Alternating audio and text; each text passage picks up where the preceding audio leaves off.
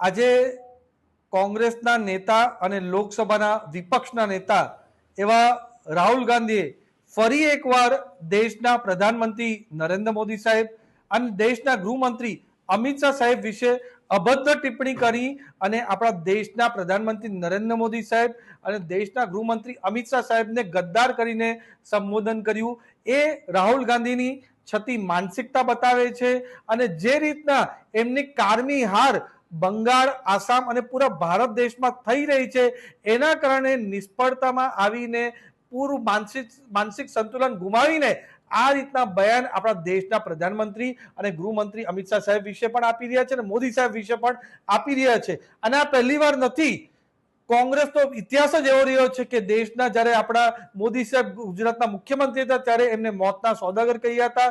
2007માં સોનિયા ગાંધીજીએ ત્યારે પણ ગુજરાતની જનતાએ એમને તમાચો આપ્યો હતો અને ગુજરાતમાં કોંગ્રેસની ભૂંડી હાર થઈ હતી। એના પછી બધા જ કોંગ્રેસના પ્રમુખ નેતા હોય, ચાહે મલ્લિકાર્જુન ખારગે હોય, શશી થરૂર હોય કે બધા જ નેતાઓએ આપણા મોદી સાહેબને તો ગાળો ભાંડી અને સાથે સાથે આપણા ભારત દેશ હોય કે ગુજરાતોને પણ ગાળો ભાંડવાનું કામ આ કોંગ્રેસના નેતાઓએ કર્યું છે। ને એટલું જ નહીં, હમણાં તો મલ્લિકાર્જુન ખારગે કેરળમાં એવું બયાન આપ્યું હતું કે બધા જ ગુજરાતીઓ અભણ છે, ઇલિટરેટ છે અને મૂર્ખ છે।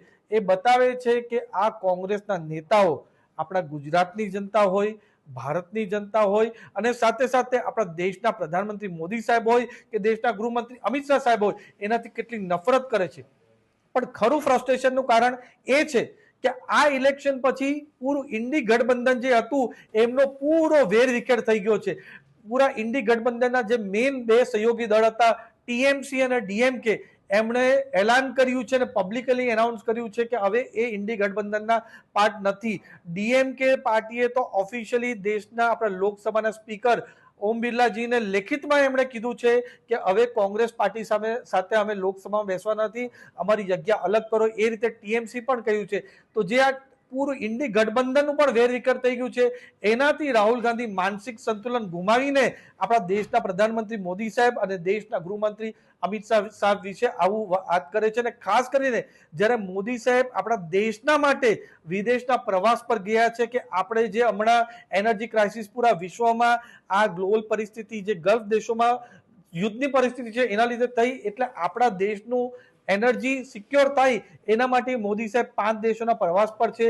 દુબઈમાં પણ આપણા ભારત દેશના માટે કેટલા 6 થી 7 દિવસનું પૂરું ઈંધણનું જથ્થો રહે એના માટે સારું કામ કરવા ગયા, ત્યારે આ રાહુલ ગાંધીએ આ રીતના બયાન આપણા દેશના પ્રધાનમંત્રી વિશે આપ્યું છે। ને એટલું જ નહીં, રાહુલ ગાંધી વાર વિદેશમાં જ્યારે જ્યારે જાય છે ત્યારે ત્યારે ટુકડે ટુકડે ગેંગના લોકો સાથે મળે છે, જોર્જ સોરોસના લોકો સાથે મળે છે। હમણાં ઓમાનમાં પણ એ રીતે મળ્યા અને ચાઇનામાં પણ એ જ રીતે એમઓયુ આપણા દેશ વિરોધી કર્યું હતું અને પૂરું અરાજકતાવાદી માનસિકતાથી ચાલે છે।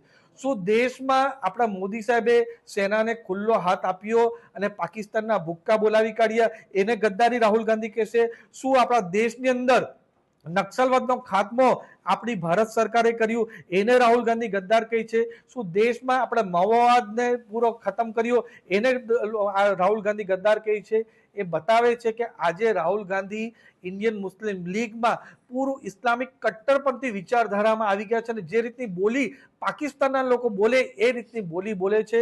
પણ જે રીતે હમણાં ઇલેક્શનની અંદર દેશના લોકોએ જડતોબ જવાબ કોંગ્રેસને આપ્યો છે, રાહુલ ગાંધીને આપ્યો છે, આ રીતની જે ફ્રસ્ટ્રેશન રાહુલ ગાંધીની બોલીમાં અને વાણીમાં આવી રહ્યો છે એ જોતા ચોક્કસ લાગે છે કે આવનારા દિવસમાં ભારત દેશની જનતા એમને મુંહ તોડ જવાબ આપવાનો છે। અને આ રીતે અભદ્ર ટિપ્પણી આપણા દેશના પ્રધાનમંત્રી મોદી સાહેબ અને દેશના ગૃહમંત્રી અમિત શાહ સાહેબ અને સાથે સાથે 140 કરોડ જનતાને આ રીતનું ગદ્દાર કીધું છે એ આપણા દેશના લોકો સાંખી લેશે નહીં।